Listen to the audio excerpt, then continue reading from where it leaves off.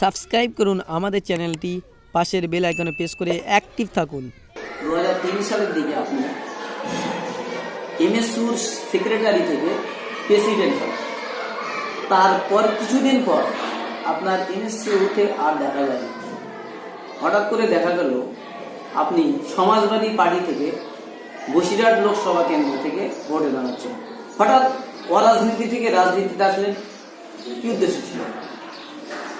আসলে 1996 সালের নভেম্বরে রাজ্য সম্পাদক হয়েছিলাম। 2 বছর পরে শিলিগুড়িতে রাজ্য সম্মেলন করে আবার কর্মীদের কাছে, মাদ্রাসার ছাত্রদের কাছে জানতে চেয়েছিলাম যে তারা পুনরায় আমাকে চাইছে না অন্য কাউকে মন থেকে রাজ্য সম্পাদক করতে চাইছে। মাদ্রাসা ছাত্র ইউনিয়নের তৎকালীন সমস্ত সদস্যরাই গোপন ব্যালট বাক্সে আমাকেই রাজ্য সম্পাদক হিসেবে চেয়েছিল বলে আমি 1998 সালের নভেম্বর মাসে পুনরায় রাজ্য সম্পাদক হয়েছিলাম।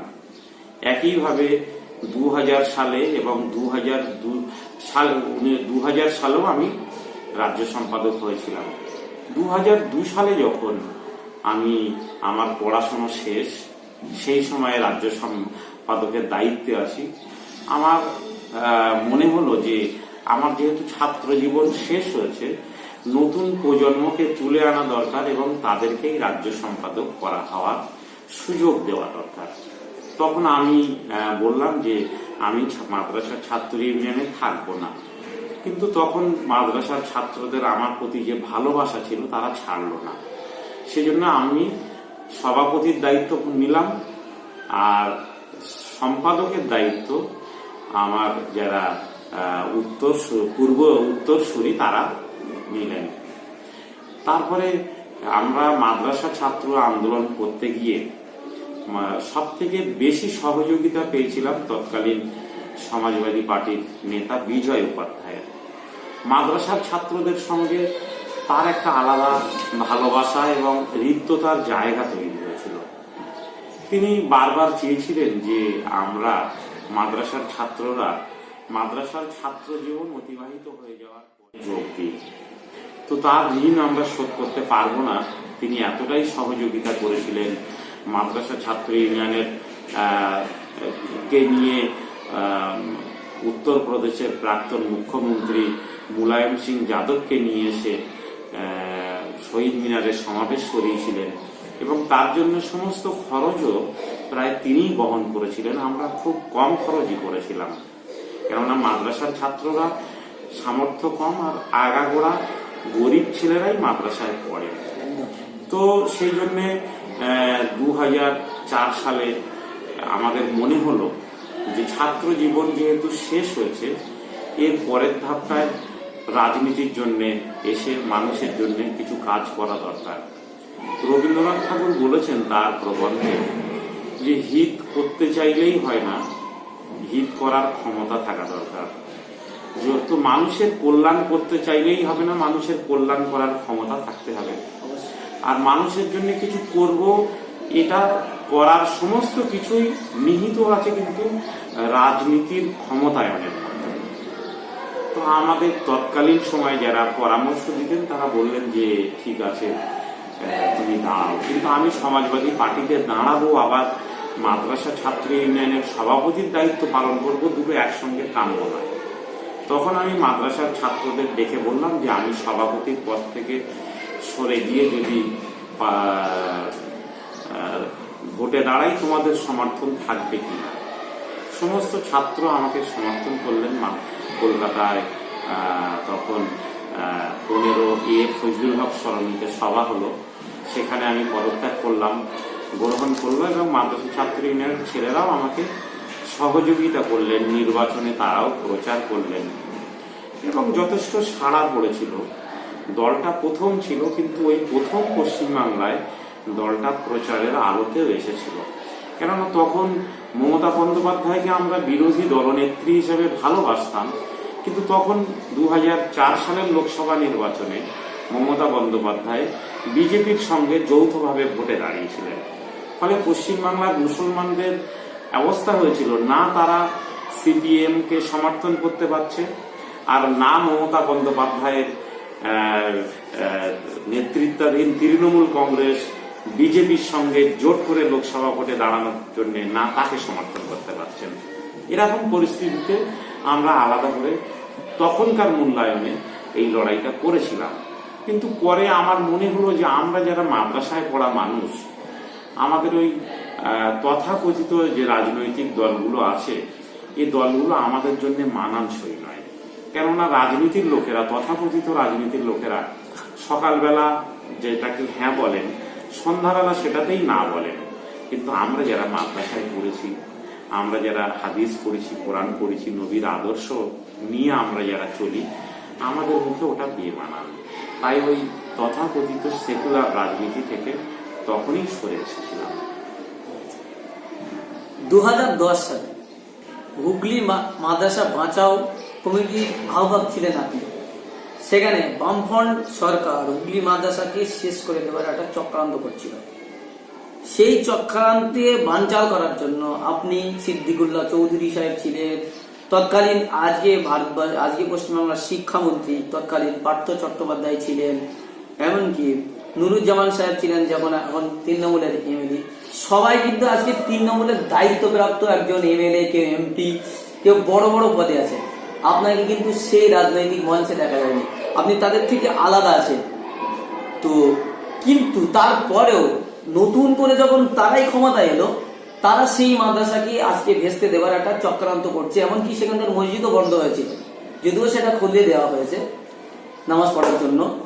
কিন্তু আপনি সেই সময় আহ্বায়ক ছিলেন, আন্দোলন করেছিলেন, কিন্তু আজকের সেই হুগলি মাদ্রাসায় বাঁচানোর পর আন্দোলনে আপনাকে দেখা যাচ্ছে না। কোথাও কি আপনার তাদের সঙ্গে যোগসূত্র আছে নাকি অন্য কোনো বিষয়? হুগলি মাদ্রাসা একটা ঐতিহাসিক সম্পদ মুসলমানদের। দুর্ভাগ্য যে নেতাদের নাম এখানে উচ্চারিত হলো, মুসলমান নেতারা সাধারণত মুসলমানদের সমর্থন নিয়ে, মুসলমানদের কথা বলে তারা নেতা হন, ভোট নিয়ে তারা জনপ্রতিনিধি হন। কিন্তু নেতা হয়ে যাওয়ার পরে তারা সেই হক কথাটা বলতে ভুলে যান। মুসলমানদের পক্ষে বা মুসলমানদের উন্নয়নের জন্য কথা বলার হিম্মত যেন তারা হারিয়ে ফেলেন। এই দুর্ভাগ্য গোটা মুসলিম সমাজের। আর এই জন্যে মুসলিম রাজনৈতিক নেতাদের প্রতি সাধারণ মুসলমানরা আজকে আস্থা হারিয়ে ফেলেছে। আমি এক সপ্তাহ মশার কামড় খেয়ে হুগলি মাদ্রাসায় ধর্ণা দিয়েছিলাম। কেননা হুগলি মাদ্রাসা বন্ধ হয়ে যাচ্ছে, সেখানে বামফ্রন্ট সরকার পুনরায় শিক্ষক নিয়োগ করছে না, এবং যে শিক্ষকগুলো সেখানে আছে তাদেরকেও ট্রান্সফার অর্ডার হয়ে গেছে, তারা অন্যত্র চলে গেলে হুগলি মাদ্রাসায় তালা পড়ে যাবে। শোনার পরে নিজের জীবনের আন্দোলনের শুরু যেহেতু মাদ্রাসা আন্দোলন দিয়ে, মাদ্রাসা শিক্ষা ব্যবস্থার কল্যাণের জন্য, তাই এক সপ্তাহ ধরে সেখানে ধর্ণা দিলাম। তো যাদের নাম আপনি করলেন তারা তখন আমাকে বললেন যে ঠিক আছে, আপনি ধর্ণা চালিয়ে যান, আমরা ওখানে যাব।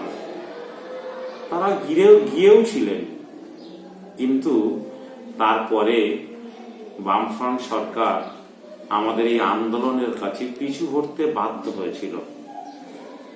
আমাদের বিকাশ ভবনে ডেকে নিয়ে তৎকালীন মাদ্রাসা দপ্তরের মন্ত্রী আব্দুস সাত্তার এবং শিক্ষা দপ্তরের মন্ত্রী পার্থ দে তারা মিটিং করে বললেন যে হুগলি মাদ্রাসা আমরা বন্ধ করব না, আপনারা আন্দোলন প্রত্যাহার করে নিন। আমাদের এই আশ্বাস পাওয়ার পরে তাদের পক্ষ থেকে আমরা আন্দোলনটা প্রত্যাহার করেছিলাম, এবং ইতিমধ্যে তৎকালীন বিরোধী দলনেতা পার্থ চট্টোপাধ্যায় আমার বন্ধু মাহতাবুর রহমান সাহেবের সঙ্গে যোগাযোগ করে আমাকে বিধানসভায় ডাকে, এবং সেখানে আমি বললাম যে হুগলি মাদ্রাসায় 8 দিন ধরে ধর্ণা দিয়ে এসেছি, কিন্তু যা বুঝতে পারছি না যে মাদ্রাসাটা চলবে না বন্ধ হয়ে যাবে, ইতিহাসের চাকাটা কি স্তব্ধ হয়ে যাবে? তখন পার্থ চট্টোপাধ্যায় বললেন যে আমাকে চিঠি দিলে আমি সেই চিঠি আব্দুস সাত্তারকে দেব, এবং উনি আমার সামনে থেকে টেলিফোন করেও আব্দুস সাত্তার সাহেবকে বলেছিলেন যে সাত্তার সাহেব হুগলি মাদ্রাসাটা বন্ধ করবেন না। এবং আমাদের তখন যে সংগঠনের পক্ষ থেকে আন্দোলন করছিলাম সারা বাংলা সংখ্যালঘু যুব ফেডারেশন, সেই যুব ফেডারেশনের পক্ষ থেকে একটি চিঠি আমি পার্থ চট্টোপাধ্যায়কে দিয়েছিলাম, এবং উনি সেই চিঠির কপি আর নিজেও একটি চিঠি বানিয়ে পার্থ চ্যাটার্জি আব্দুস সাত্তারকে পাঠিয়েছিলেন। মাদ্রাসাটা তখন বেঁচে গিয়েছিল, কিন্তু তখন যারা সাধারণ নেতা ছিলেন, আজকে তারা ক্ষমতায় আসার পরে সেই মাদ্রাসাটা তাদের সামনে বন্ধ হয়ে যাচ্ছে আর তারা মুখে কুলু পেটে আছে। এটা অত্যন্ত ব্যথিত, এটা দেখলে কষ্ট হয়। কিন্তু আন্দোলন করার মতো অত বেশি জনসমর্থন, অত বেশি অর্থবল আমার নেই। তো বিগত 16 আগস্ট, আমি 30শে আগস্ট গিয়েছিলাম হুগলি মাদ্রাসায়, ডিএমকেও ডেপুটেশন দিয়েছিলাম হুগলি মাদ্রাসা খোলার বিষয়ে। তার কিছুদিন আগে আমাদের পশ্চিমবঙ্গ সরকারের একজন মন্ত্রী, কয়েকজন সাংসদ, তারা ওখানে দাঁড়িয়ে বললেন হুগলি মাদ্রাসা আমরা আনুষ্ঠানিকভাবে খুলে দিচ্ছি। কিন্তু আমি ওখানে পৌঁছে দেখলাম যে হুগলি মাদ্রাসা খোলার কোনো উদ্যোগই নেওয়া হয়নি বলে অতিরিক্ত জেলা শাসক, যিনি সংখ্যালঘু দপ্তরটিও দেখেন, তিনি আমাকে জানালেন। তখন আমার মনে প্রশ্ন এলো এবং আমি ভিতর থেকে তখন আঘাতপ্রাপ্ত হলাম। যারা নামাজ পড়েন, যারা ধর্ম মানেন, তারা স্টেজে উঠে বললেন যে হুগলি মাদ্রাসা খুলে দেওয়া হলো, অথচ আজকে প্রশাসন বলছে যে না, সরকারের কোনো নির্দেশ নেই। তাহলে এই দ্বিচারিতা তারা মুসলমান সমাজের জন্য শুধুমাত্র মমতা বন্দ্যোপাধ্যায়ের সরকারকে টিকিয়ে রাখার জন্য কেন করছেন? এটা প্রশ্ন জেগেছিল। প্রশ্নের জবাব আমি দিতে পারবো না, কিন্তু বিষয়টা এরকম একটা জায়গায় আছে যে আজকে 200 বছরের একটি মাদ্রাসা সেটা বন্ধ হয়ে গেল আমাদের চোখের সামনে। যে সরকার বন্ধ করলো, সেই সরকারের আলেম থেকে শুরু করে মুসলিম ধর্মের অনেক পণ্ডিত ব্যক্তিরাও আছেন, কিন্তু তারা একটা শব্দ উচ্চারণ করেন না। প্রশ্ন জাগে যে এরা কি আল্লাহকে ভয় করেন না শুধু একজনকেই ভয় করেন, পশ্চিমবাংলার মুখ্যমন্ত্রীকে? উত্তর পাবো না, কিন্তু এ প্রশ্ন নিজের মধ্যেই রেখে দিয়েছি। কিন্তু আপনি বললেন, কিন্তু একটা জিনিস পরিষ্কার হলো না যে বর্তমানে যারা আন্দোলন করছেন, অনেকেই আন্দোলনে সেখানে যাচ্ছেন, দেখছেন। বিশেষ করে কয়েকদিন আগে দেখা গেল পীরজাদা আব্বাস সিদ্দিকী তিনি ওখানে একটা সমাবেশ করলেন। তো মূলত বলতে চাইছি, আপনাকে এই মুহূর্তে ওখানে দেখা যাচ্ছে না ওই আন্দোলনে, কি বলবেন? আসলে আমি হুগলি মাদ্রাসা বাঁচানোর আন্দোলনে নেই এমনটা মনে করার কোনো কারণ নেই। আব্বাস সিদ্দিকী সাহেব যে সমাবেশ ওখানে করেছিলেন, তাতে আমি আমন্ত্রিত ছিলাম না। আমাকে বলেন উনি, যদি বলতেন তাহলে আমি হুগলি মাদ্রাসার স্বার্থে যে কোনো আন্দোলনে নিশ্চয়ই যেতাম। সংখ্যালঘু যুব ফেডারেশনের হুগলি জেলা কমিটিটা খুবই দুর্বল। তাছাড়া হুগলিতে আমাদের যে সংগঠনটা আছে সেটা মূলত আরামবাগ সাব ডিভিশনে, ফলে সেই দিক থেকে লোক নিয়ে এসে চুচুড়াতে জমা করা তা ব্যয়বহুল, ততটা আর্থিক সঙ্গতি আমাদের নেই। সেই জন্য চুচুড়ায় গিয়ে আন্দোলন করা সম্ভব নয়। কিন্তু তবুও একদিন আমরা বিভিন্ন জেলা থেকে কর্মীদের নিয়ে গিয়েছি, ডিএমকে ডেপুটেশন দিয়েছি, এবং ডেপুটেশন দেওয়ার পরে ভেবেছিলাম যে জানুয়ারি থেকে, অর্থাৎ 2019 শিক্ষাবর্ষ থেকে হয়তো হুগলি মাদ্রাসা খুলে দেওয়া হবে, কিন্তু খুলে দেওয়া হলো না। মাদ্রাসা সার্ভিস কমিশন আপনার আন্দোলনের পরে, আপনার নেতৃত্বে একসময় আন্দোলন হয়েছিল মাদ্রাসা সার্ভিস কমিশন, সেই মাদ্রাসা সার্ভিস কমিশনে আপনার আন্দোলন ছিল যে মাদ্রাসা service commission school service commission থেকে আলাদা করে করতে হবে, সেই দাবি কিন্তু পূরণ হয়েছিল একসময়।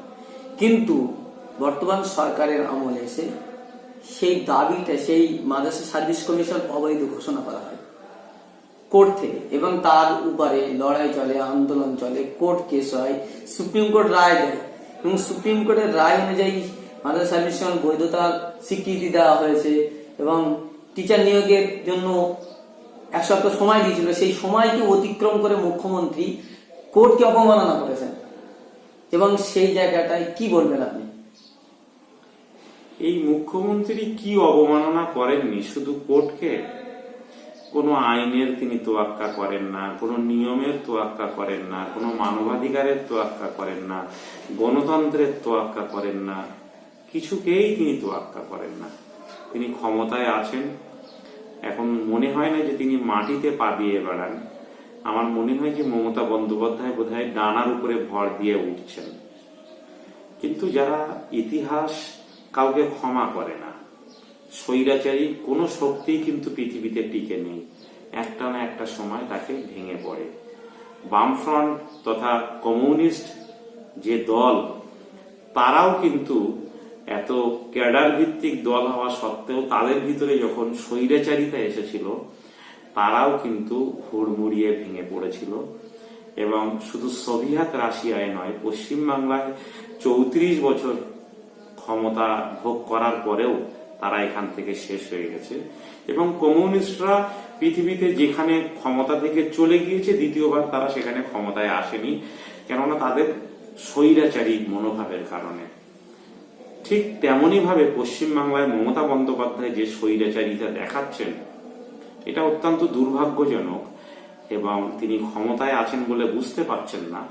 মানুষের মধ্যে যে ক্ষোভ আছে, ক্ষোভ কিন্তু মমতা বন্দ্যোপাধ্যায় যেদিন ক্ষমতা থেকে সরে যাবেন, সেই দিনই কিন্তু বুঝতে পারবেন তিনি কিভাবে বাঁচবেন।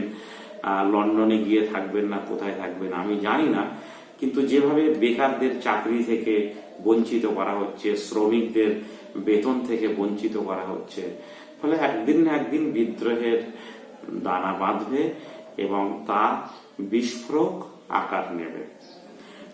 মাদ্রাসা সার্ভিস কমিশনের পক্ষে বরাবরই আমি, কেননা আমি বারবার চেয়েছি যে মাদ্রাসায় যোগ্য ছেলেরা শিক্ষক পদে নিয়োগ হোক, এবং মাদ্রাসা সার্ভিস কমিশনকে একটু সংখ্যালঘুকরণ করা হোক, যাতে মাদ্রাসায় সংখ্যালঘু ছেলে মেয়েরা চাকরির সুযোগ পায় এবং মাদ্রাসাগুলোর সংখ্যালঘু ঐতিহ্য, মুসলিম ঐতিহ্য যেন সেখানে বাঁচে। কিন্তু কোনোভাবেই সরকার, যাদের দায়িত্ব মাদ্রাসা সার্ভিস কমিশনকে বাঁচানোর, যাদের দায়িত্ব মাদ্রাসা সার্ভিস কমিশনকে বাঁচিয়ে ওখানে শিক্ষক নিয়োগ করার, তারা তো সম্পূর্ণভাবে নীরবতা পালন করছে, মুখে কুলু পেটে আছে। তারা আদৌ চাইছেন যে মাদ্রাসায় শিক্ষক নিয়োগ হোক, না চাইছেন না এটা জানি না। গত পরশুদিন উত্তর দিনাজপুরের একটি মাদ্রাসার সুপারিনটেন্ডেন্ট আমাকে ফোন করে বললেন যে 4000 ছেলে মেয়ে আছে আমার মাদ্রাসায়, শিক্ষক আছে মাত্র 11 জন।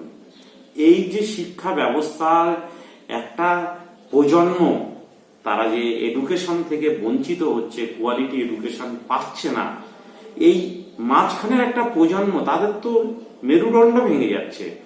তারা তো কোনো এই চাকরির পরীক্ষাগুলোতে গিয়ে প্রতিযোগিতা করতে পারবে না।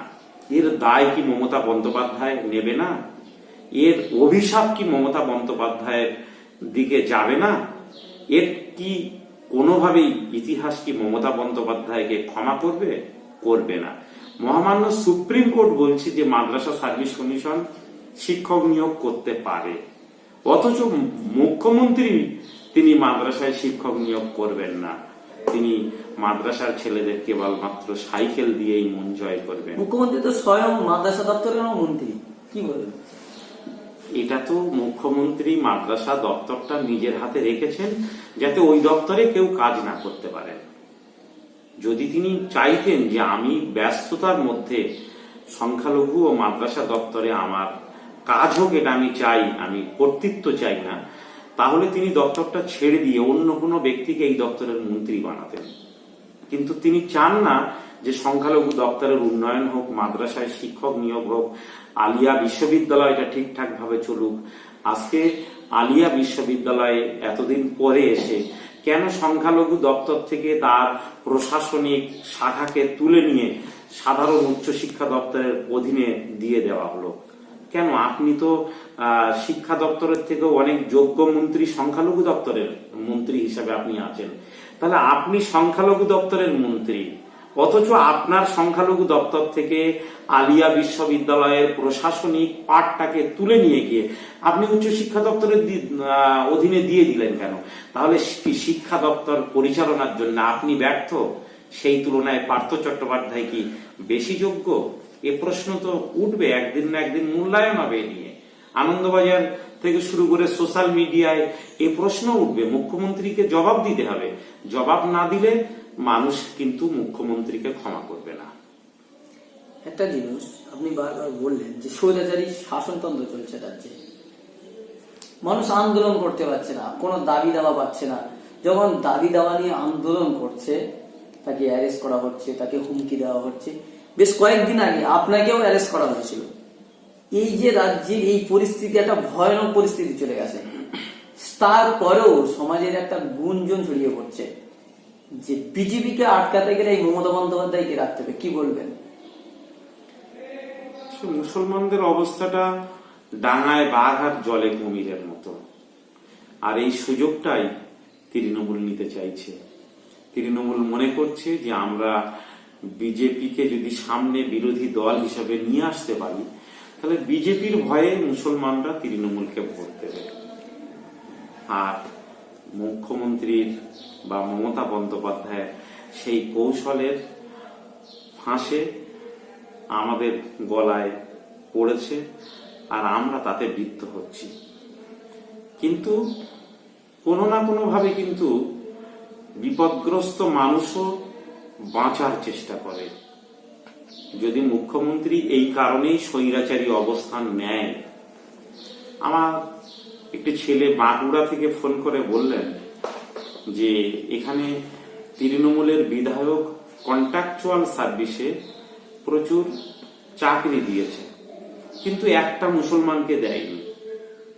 আমি স্থানীয় তৃণমূল যুব কংগ্রেসের পঞ্চায়েতের সভাপতি, বিধায়কের কাছে অনুরোধ করেছিলাম যে তিনি আমাদের বৃহৎ একটি মুসলিম গ্রামের কিছু ছেলে মেয়েকে অন্তত এই চাকরি দিক।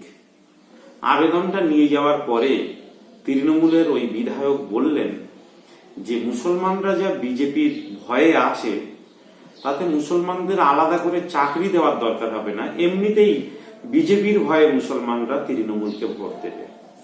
এটা যদি মমতা বন্দ্যোপাধ্যায়ের এবং তার দলের জনপ্রতিনিধিদের যদি এটা কৌশল হয়, ভোট গ্রহণের কৌশল হয়, এটা অত্যন্ত দুর্ভাগ্যজনক। বলবো যে মুসলমানরা মমতা বন্দ্যোপাধ্যায়কে যে বিশ্বাস করেছিল, সেই মমতা বন্দ্যোপাধ্যায় মুসলমানদের সঙ্গে বিশ্বাসঘাতকতা করেছে। এই ঘাতকতা ক্ষমাহীন অপরাধ। আজকে বলা হচ্ছে যে কোনো মিটিংয়েই পারমিশন দেওয়া হবে না। একটু আগেই লালবাজারে ফোন করেছিলাম, আগামী শুক্রবারে আমি রাজ্যের গ্রামীণ সম্পদ কর্মীদের নিয়ে রাস্তায় নেমে আন্দোলন করব। আজকে মঙ্গলবার, মাঝখানে 3টে দিন সময়, লালবাজার পারমিশন দিচ্ছে না। পুলিশ কমিশনার সিবিআই এর জেরাতে আছেন এবং সেখানে অ্যাডিশনাল পুলিশ কমিশনার জাভেদ শামীমকেও পুলিশ কমিশনার রাজীব কুমারের দেখভাল করার জন্য, সেবা করার জন্য পাঠানো হয়েছে। কলকাতায় নাকি পুলিশের সিদ্ধান্ত নেওয়ার মতো কেউ নেই। ভাবতে অবাক লাগছে, আমরা এমন একটা রাজ্যে বাস করছি, কলকাতা এরকম একটা পৃথিবীর মধ্যে অন্যতম শহরগুলোর অন্যতম, যে শহরকে মুখ্যমন্ত্রী ক্ষমতায় আসার পরে লন্ডন বানাবেন বলেছিলেন, সেই শহরে বর্তমানে কলকাতা পুলিশের সিদ্ধান্ত নেওয়ার মতো কেউ নেই। কেন? যিনি সিদ্ধান্ত নেবেন তারা দুজনেই সিবিআই এর জেরার মুখে পড়ে এখন শিলংয়ে আছেন। সেই জন্য এখানে সভা সমিতির অনুমতি, পারমিশন সব আটকে আছে। এবং বারবার ইমামদের নিয়ে মিটিং করতে গিয়েছি, তার পারমিশন নেই। হুগলি মাদ্রাসা নিয়ে মিটিং করতে যাচ্ছি, তার পারমিশন নেই। 100 দিনের কাজের যারা সুপারভাইজার, যারা শ্রমিক মূলত দরিদ্র, তাদের নিয়ে মিটিং করতে যাচ্ছি, পারমিশন নেই। গণতান্ত্রিক দেশের সংবিধানটা তো মমতা বন্দ্যোপাধ্যায় তৈরি করেনি। প্রত্যেকটা মানুষের বাক স্বাধীনতা আছে, আন্দোলন করার অধিকার আছে। বিগত দিনে বলতাম যে আমাদের জন্য হয়তো মহাকরণের দরজা খোলা নেই, কিন্তু আমাদের জন্য রাস্তা খোলা আছে, রাস্তায় নেমে আন্দোলন করতে পারবো। আজকে মুখ্যমন্ত্রী নবান্নের দরজাও, সেই মুখ্যমন্ত্রী আন্দোলন করার জন্য কলকাতার রাস্তাকেও বন্ধ করে দিয়েছেন। এর থেকে স্বৈরাচারী অবস্থা আর কি হতে পারে? পশ্চিমবাংলায় একজন গণতান্ত্রিক আন্দোলনের কর্মী হিসাবে, ভারতবর্ষের সংবিধান প্রিয় মানুষ হিসাবে, ভারতবর্ষের একজন নাগরিক হিসাবে আমি মুখ্যমন্ত্রী মমতা বন্দ্যোপাধ্যায়ের এই মানুষের আন্দোলন করার অধিকারকে কেড়ে নেওয়ার যে স্বৈরাচারী রূপ, একে আমি তীব্র ভাষায় ধিক্কার জানাই। আগামী শুক্রবার আবার গ্রামীণ সম্পদ কর্মীদের নিয়ে, হাজার হাজার কর্মীকে নিয়ে কলকাতায় নামবো। পারমিশন দিক চাই না দিক, আন্দোলন করার অধিকার ভারতবর্ষের সংবিধান আমাকে দিয়েছে। আন্দোলন করার জন্য আমি রাস্তায় নামবো। হুগলি মাদ্রাসা নিয়ে আবার কলকাতার রাস্তায় নামবো। মাদ্রাসা সার্ভিস কমিশন নিয়ে বেঙ্গল মাদ্রাসা এডুকেশন ফোরাম তারা আন্দোলন করছে। তাদের যে কটা সভায় আমন্ত্রণ পেয়েছি, প্রায় সব কটা সভাতেই আমি হাজির থাকার চেষ্টা করেছি। এসআইও আন্দোলন করছে, মাদ্রাসা ছাত্র ইউনিয়নের আন্দোলনের অপেক্ষায় আছি। তারা আন্দোলন করলে আমি সব রকম সহযোগিতা করব, পাশে থাকব। কিন্তু আমি চাই যে মাদ্রাসার সঙ্গে যারা যুক্ত, মাদ্রাসার শিক্ষক এবং মাদ্রাসার ছাত্র, তারা মাদ্রাসা সার্ভিস কমিশনটা নিয়ে আন্দোলন করুক, আমরা তাদের পাশে থাকব। গ্রামীণ সম্পদ কর্মীরা তাদের সাম্মানিকের দাবিতে, তাদের কাজের দাবিতে তারা আন্দোলন করছে, আমি কামরুজ্জামান তাদের পাশে আছি। 100 দিনের কাজের সঙ্গে যুক্ত জব কার্ড হোল্ডাররা সময় মতো তারা মজুরি পান না, অথচ আমার প্রিয় রসুল বলেছেন যে শ্রমিকের কাজ শেষ হয়ে যাওয়ার সাথে সাথে তার মজুরি পরিশোধ করার দরকার। সেই জন্য তারা যখন আন্দোলন করে আমি তাদের পাশে থাকি, আমি তাদের পাশে দাঁড়াই। তো সেই জন্য যাদের আনএডেড মাদ্রাসার শিক্ষকরা যখন ফোন করেন, আমি বলি যে আপনারা আন্দোলন করুন, আমি আপনাদের পাশে থাকবো। এমএসকে মাদ্রাসা শিক্ষা কেন্দ্র, শিশু শিক্ষা কেন্দ্র সংখ্যালঘু দপ্তরের অধীনে তারা যখন আন্দোলন করে, আমি বলি আপনাদের পাশে থাকবো। তারা অনশন করেছেন, তারা ধর্ণা দিয়েছেন, আমি তাদের পাশে থেকেছি। আগামী দিনেও আমি তাদের পাশে থাকবো, কিন্তু যাদের প্রয়োজন তাদেরকে এগিয়ে আসতে হবে। এটাই আমার বক্তব্য, এটাই আমার নীতি। আমি এই পথেই এগিয়ে যেতে চাই।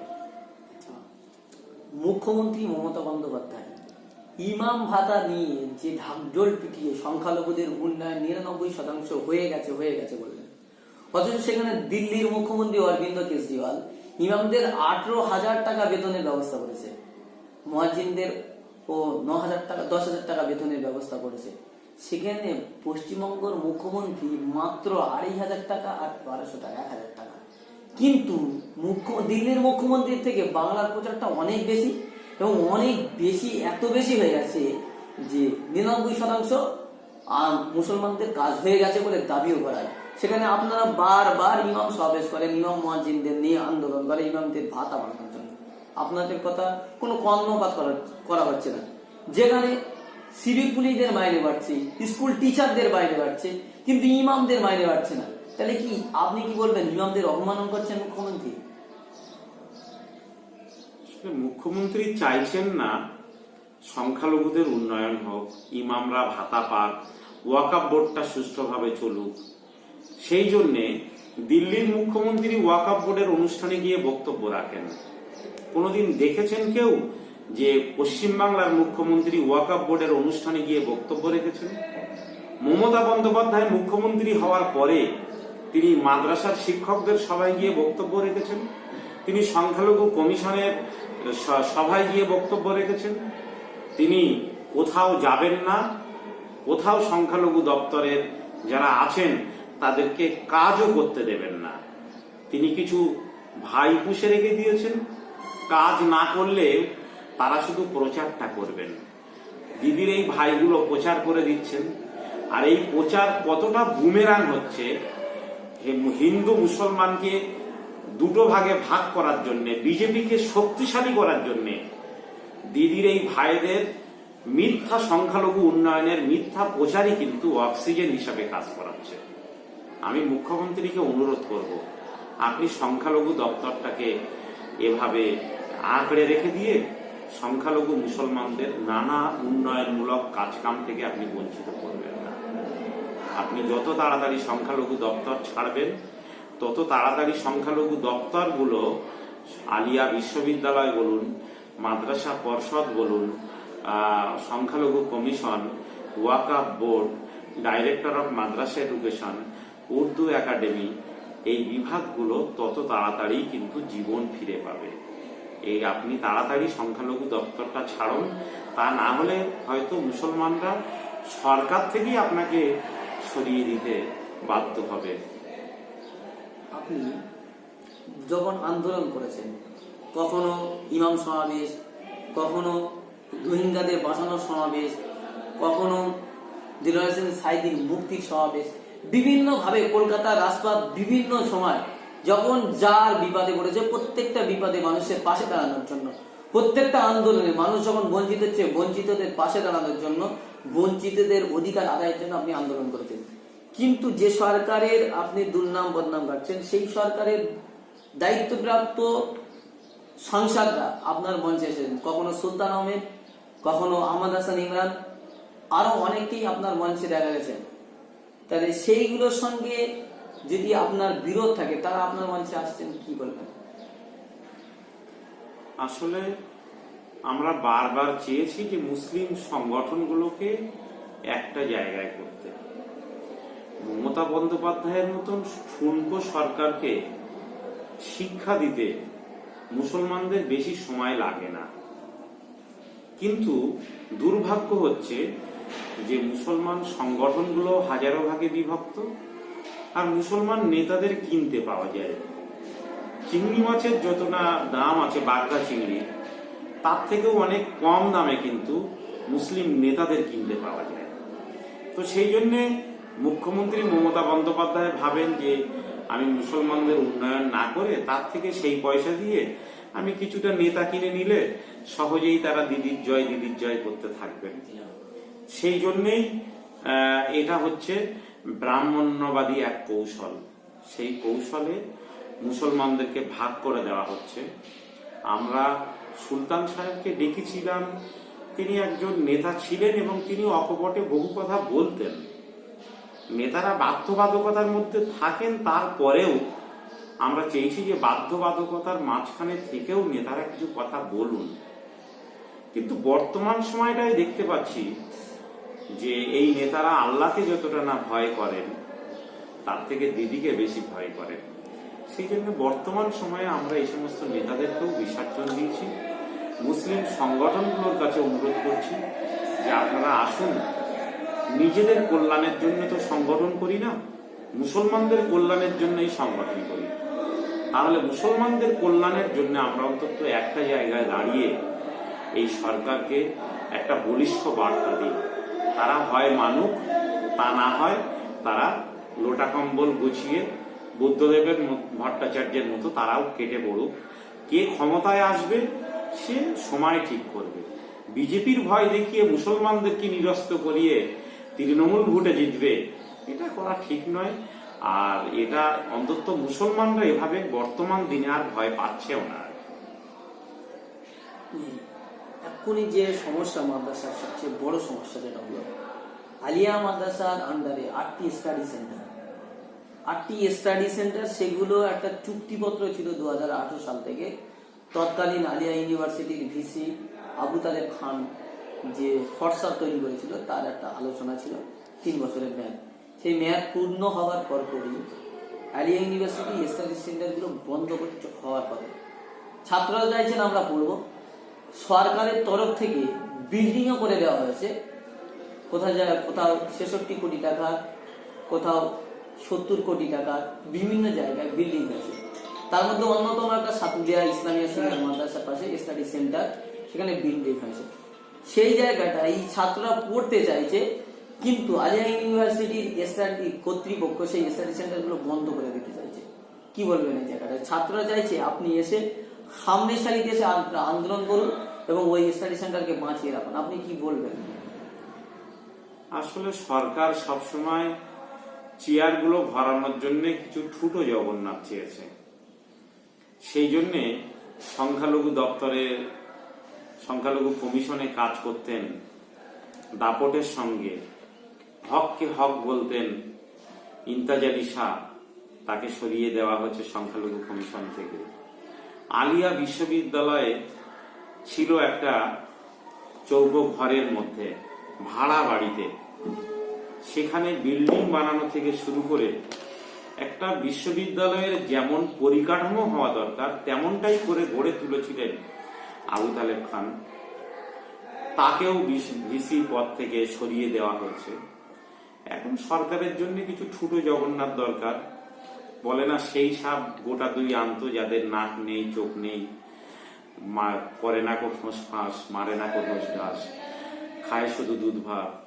এরকম দুধ ভাত খানেওয়ালা কিছু অফিসার, কিছু আমলা, কিছু নেতা এই মমতা বন্দ্যোপাধ্যায়ের দরকার। তো সেই জন্যে মাদ্রাসা শিক্ষার প্রসার ঘটানোর জন্যেই এই স্টাডি সেন্টারগুলো, থিওলজি স্টাডি সেন্টারগুলো খোলা হয়েছিল। কিন্তু কোনো অশুভ শক্তির অঙ্গুলি হিলনে বর্তমান ভিসি এবং রেজিস্ট্রার তারা চাইছেন এই স্টাডি সেন্টারগুলো বন্ধ করে দিতে। আমি বারবার চেয়েছি যে এর বিরুদ্ধে মাদ্রাসা ছাত্র ইউনিয়ন এবং এই স্টাডি সেন্টারের যে সমস্ত ছাত্রছাত্রীরা আছে তারা আন্দোলনে ঝাঁপিয়ে পড়ুক। আমি সামনের লাইনে থাকব। মাদ্রাসার ছেলেদের উপরে এই আন্দোলন করতে গিয়ে যদি পুলিশের লাঠি পড়ে, আমি চাইবো প্রথম লাঠিটা কামরুজ্জামানের কাঁধে পড়ুক। যদি গুলি খেতে হয় তা প্রথম গুলিটা যেন আমার বুকে আসে। কিন্তু আন্দোলনের জন্য মাদ্রাসার ছাত্ররাই প্রথম আন্দোলনে নামুক, তারা আহ্বান করুক, আমরা তাদের পাশে থাকব। এই আহ্বানও আজকের পিএম নিউজের মাধ্যমে আমি মাদ্রাসা ছাত্র ইউনিয়ন এবং মাদ্রাসার ছাত্রছাত্রীদের কাছে। মাদ্রাসা ছাত্র ইউনিয়ন একটা রূপরেখা তৈরি করছে। তারা বলছে যে স্টাডি সেন্টার বাঁচানোর জন্য এবং গোটা পশ্চিমবাংলার বিভিন্ন প্রান্তে যত মাদ্রাসা আছে সবাইকে নিয়ে বারবার বসার চেষ্টা করছে। তাদের এই আন্দোলনের প্রচেষ্টাকে আপনার উপরে কি পরামর্শ থাকবে? আমি বলবো যে আন্দোলনের মধ্য দিয়েই মানুষ ঐক্যবদ্ধ হয়। ঐক্যবদ্ধ হয়ে আন্দোলন করবো এই সিদ্ধান্ত ঠিক নয়। আন্দোলনই মানুষকে ঐক্যবদ্ধ করে, একটা জায়গায়, একটা প্ল্যাটফর্মে নিয়ে আসে। মাদ্রাসা ছাত্র ইউনিয়নের যে শক্তি আছে, যতগুলো সদস্য আর ছাত্র আছে, তারা আন্দোলনে ঝাঁপিয়ে পড়ুক, মানুষ তাদের পাশে এসে দাঁড়াবে। আমি কামরুজ্জামান তাদের পাশে গিয়ে দাঁড়াবো এবং যারা যারা নিষ্ঠার সঙ্গে আন্দোলন করবে তারাই আন্দোলনের পাশে থাকবে। কিন্তু রাজনীতির নেতারা সবসময় মাদ্রাসার ছাত্রদের বা মুসলমান নেতাদের গিলে খেতে চেয়েছে, সেইটা যেন না পারে। চাকরির প্রলোভন দেখিয়ে বা অন্য কিছু প্রলোভন দেখিয়ে সেদিকেও কিন্তু মাদ্রাসা ছাত্র ইউনিয়নকে খেয়াল রাখতে হবে। বিগত দিনে যারা বিক্রি হয়েছে তাদেরকেও কিন্তু এড়িয়ে চলতে হবে। যারা রাজনীতি করে, কখনো রাজনৈতিক মুখ আর কখনো অরাজনৈতিক মুখ, এইসব লোকগুলোকেও কিন্তু মাদ্রাসা ছাত্র ইউনিয়নকে একটু এড়িয়ে চলতে হবে। তাদের উপরে যদি কোনো আঘাত প্রতিঘাত আছে কিভাবে প্রতিঘাত? আন্দোলন করব আর পুলিশের লাঠির ভয় করব, আমি তাদেরকে বলবো আন্দোলন করার দরকার নেই। আমি তো এই বয়সেও, 43 বছর বয়সেও আমি আন্দোলন করি। পুলিশের লাঠিকে আমি লাঠি মনে করি না। আমি কোনোদিন ভয়ে ভীত হয়ে আমি কলকাতার রাজপথ থেকে আন্দোলন প্রত্যাহার করে নিয়ে উঠে আসি না। নতুন প্রজন্ম, তারা যৌবনের টকবক করে ফুটছে, তারা পুলিশকে কেন ভয় করতে যাবে? আন্দোলনে পুলিশ লাঠি মারবে এটা কাম্য নয়। এবং আমাদের সময় পুলিশেরও আমরা ভালোবাসা পেয়েছি। আন্দোলন সঠিকভাবে এগোলে পুলিশের ভালোবাসা পাওয়া যাবে। কিন্তু যদিও মমতা বন্দ্যোপাধ্যায় পুলিশকে ক্যাডার হিসাবে ব্যবহার করছে, তবুও আমি বলবো যে আন্দোলন কিন্তু সার্বিক মুক্তির পথ দেখাবে। একটা জিনিস আসছে বারবার, যে আপনি সরকারের উপরে বারবার হুঙ্কার দিতে চলছেন। আজকেই বললেন স্বৈরাচারী শাসনকালে এই সরকার পাঠানো উচিত। তো আপনি কি নতুন করে রাজনৈতিক ময়দানে ফিরে আসছেন? প্রশ্ন উঠছে জনসমাজে। আসলে আমি তথাকথিত রাজনৈতিক দলগুলো করতে পারবো না। আমি তৃণমূল করতে পারবো না, আমি সিপিএম করতে পারবো না, আমি কংগ্রেসও করতে পারবো না। বিজেপি মুসলমানদের চূড়ান্ত দুশ্মন, শত্রু, তাকে আমাদেরকে আটকাতে হবে, এটাকে মাথায় রাখতেই হবে। তো কিন্তু তাকে আটকানোর জন্য এই দলগুলো আমি করতে পারবো না। আমার পূর্বসূরি যারা বিভিন্ন দলে গিয়েছে, তারা মুসলমানদের উন্নয়ন করতে পারেনি, উল্টে ওই দলগুলোর গোলামি করেছে, দাসত্ব করেছে। আমি সেই বিষয়গুলো দেখার পরে এই দলগুলোতে নাম লেখাতে পারবো, এটা আমি পারবো না। কিন্তু মুসলমানদের ঐক্যবদ্ধ হলে তাদের নিয়ে মুসলমানদের উন্নয়নের জন্য, মুসলিম যুব সমাজের চাকরির জন্য, মুসলিম যুব সমাজকে ঘুরে দাঁড়ানোর জন্য, মুসলিমদের যে সাংবিধানিক অধিকার আছে সেই সাংবিধানিক অধিকারগুলোকে প্রতিষ্ঠিত করার জন্য রাজনীতি করতে হোক বা অরাজনৈতিক আন্দোলন করতে হোক, যা করতে হবে তার জন্য তৈরি আছি। কিন্তু যতক্ষণ পর্যন্ত মুসলমানরা ঐক্যবদ্ধ না হচ্ছে, ততক্ষণ পর্যন্ত শুধু শুধু রাজনীতি করব, একা কামরুজ্জামান রাজনীতি করলে হবে না। মুসলিম সমাজকে রাজনৈতিকভাবে তাদেরকে সচেতন হতে হবে, তাদেরকে ঐক্যবদ্ধ হতে হবে, তারপরে রাজনীতি করতে হবে। আমরা 2-4 জন মুসলিমদের হিতাকাঙ্ক্ষী যদি বলি যে রাজনীতি করব, মুসলিম সমাজ যদি সে সম্পর্কে সচেতন না হয়, তাহলে এই রাজনীতি করে কোনো লাভ হবে না। তার থেকে অরাজনৈতিকভাবে যে আন্দোলন করছি, এটা অন্তত করলে কিছুটা মুসলমানরা উপকৃত হবে।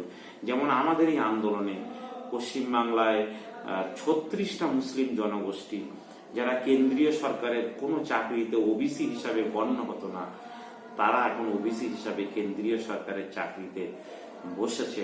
নরেন্দ্র মোদী সরকার আসার আগে আমরা আরো 26টা মুসলিম জনগোষ্ঠীকে, যেমন মুসলিম মন্ডল, মুসলিম শেখ, এদেরকেও নিয়ে আসার চেষ্টা করেছিলাম। দুর্ভাগ্যবশত এই কাল একটা ভয়ঙ্কর অশুভ শক্তি ক্ষমতায় এসেছে 2014 সালে। ফলে ওবিসি প্রক্রিয়াটাই বন্ধ হয়ে গেছে, ওবিসি ন্যাশনাল কমিশনটা উঠে গিয়েছে, বন্ধ করে রেখেছে।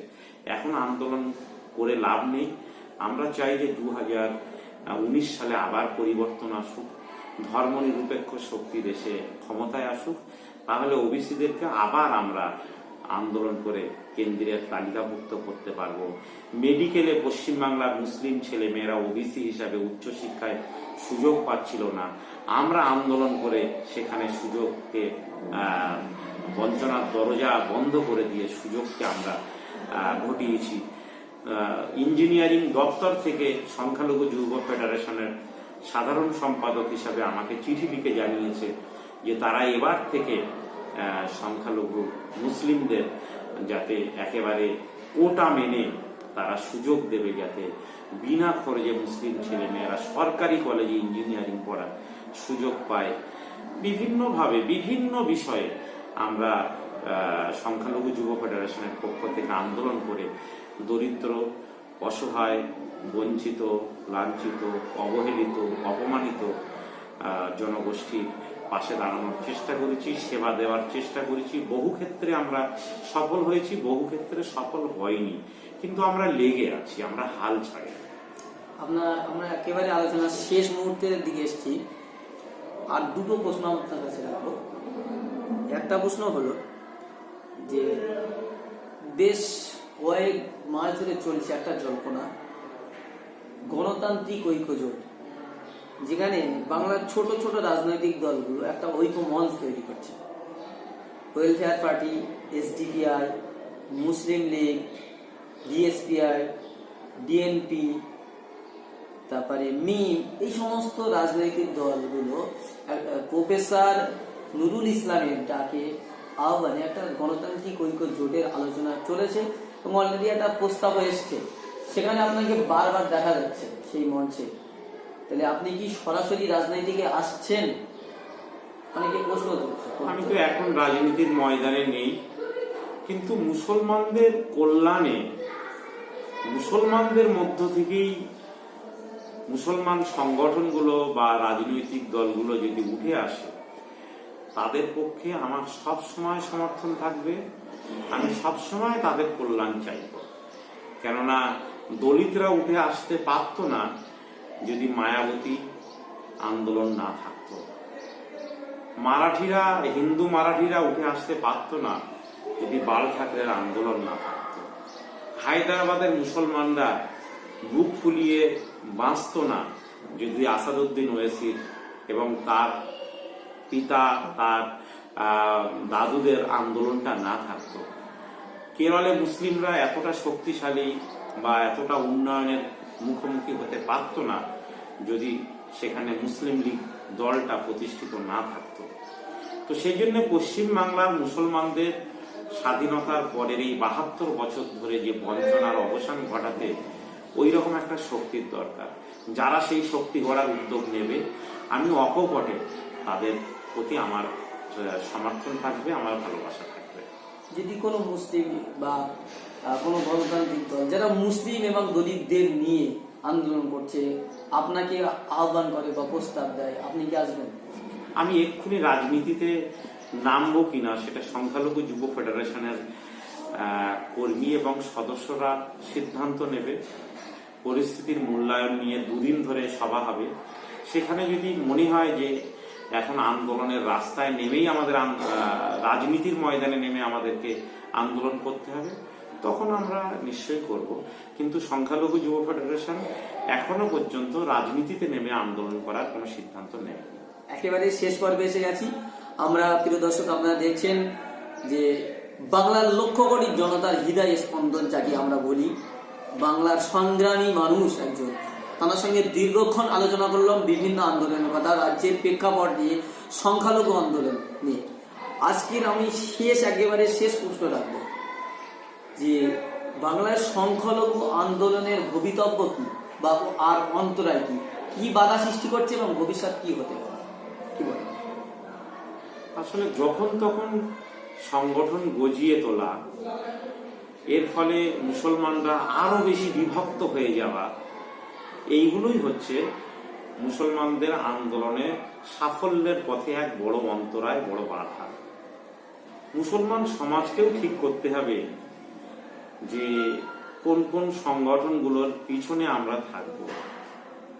কিছুদিন আগে নাজিয়া এলাহি বলে এক মহিলা এসেছিলেন, ভদ্র মহিলা, মুসলমানদের অবতার হয়ে কিছুদিন আন্দোলন করলেন, বস্ত্র বিতরণ করলেন। তারপরে মুসলিম পার্সোনাল ল বোর্ডের বিরুদ্ধে তিনি মামলা করলেন, বর্তমানে বিজেপিতে গিয়ে যোগ দিলেন। তার পিছনেও কিন্তু অনেক মুসলমান নেতা এবং সংগঠন দাঁড়িয়েছিল। ফলে এরকম আমি আমার ছাত্র আন্দোলন থেকে শুরু করে এ পর্যন্ত দেখেছি বহু নেতাও এসেছে, বহু সংগঠনও তৈরি হয়েছে, আবার সেই সমস্ত নেতা, সমস্ত সংগঠনগুলো কিন্তু চলেও গিয়েছে। মানুষকে মরুচিকা দেখে বাস্তবের সঙ্গে যারা দীর্ঘদিন ধরে বাস্তবের ময়দানে দাঁড়িয়ে বিশ্বস্ততার সঙ্গে মুসলমান সমাজকে উন্নয়নের জন্য এগিয়ে নিয়ে যাচ্ছেন, যাদের চিন্তা ভাবনার ভিতরে বাস্তবতা আছে, উন্নয়ন আছে, তাদের নেতৃত্বেই মুসলমান সমাজকে আসতে হবে। তাহলেই কিন্তু এই সমাজের পরিবর্তন সম্ভব। তা না হলে গতানুগতিকভাবে আমরা কখনো 2011 সালে পরিবর্তনের জন্য সিপিএমকে হটিয়ে মমতাকে ক্ষমতায় আনলাম, 2018-19 এসে আবার মমতা বন্দ্যোপাধ্যায় ভালো নয় বলে গালাগালি দিচ্ছি, এখন কংগ্রেসকে আনবো না, সিপিএমকে আবার কবর থেকে তুলবো, সেই সব কথা বলবো। তাহলে তো যে লঙ্কায় যাবে সে রাবণ হবে, যেই ক্ষমতায় আসবে সেই মুসলমানদের কাঁচকলা দেখাবে। ফলে মুসলমানদের ভাবতে হবে যে আমরা কি আবার এই গতানুগতিক ভাবে যাব, না, আমরা নতুন কিছু ভাববো। এই ভাবনা সময়ের সঙ্গে সাযুজ্যপূর্ণ কিছু ভাবনা ভাবতে হবে, এবং আমি সেই ভাবনার বার্তা যারা মুসলিমদের নিয়ে রাজনীতি করতে চাইছেন তাদেরকেও ভাবনার জন্য অনুরোধ করব। যারা রাজনীতি করছেন না অথচ মুসলমানদের ভালোর জন্য অরাজনৈতিক সংগঠন করছেন তাদেরকেও ভাবার জন্য আমি অনুরোধ করব যে আপনারা যারা সংগঠন করছেন মানে আপনাদের উপরে দায় আছে, দায়িত্ব আছে, মুসলমানদের কল্যাণের জন্য আপনাদেরকে একটা জায়গায় আসতে হবে।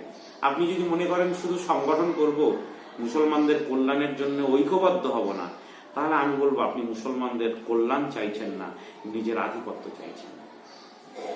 ধন্যবাদ টিএম নিউজে আপনার মূল্যবান সময় দেওয়ার জন্য। আপনাকে অসংখ্য ধন্যবাদ জানাচ্ছি আমাদের তরফ থেকে। প্রিয় দর্শক, আপনারা দেখলেন মুক্তকণ্ঠের সাপ্তাহিক দ্বিতীয় পর্ব। আজকে দ্বিতীয় পর্ব চলল, পরবর্তী পর্বের জন্য অপেক্ষা থাকুন। আপনারা ভালো থাকুন, সুস্থ থাকুন, আগামী দিনগুলো